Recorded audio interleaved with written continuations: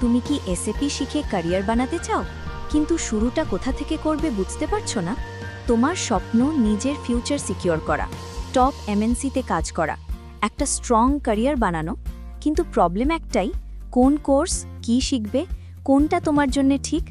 এখানেই তোমার জন্য বেস্ট সলিউশন নিয়ে এসেছে গ্রাফসেন ইনস্টিটিউট। এখানে তুমি শুরু করতে পারো এসএপির 3টে মোস্ট ডিমান্ডিং মডিউলস দিয়ে।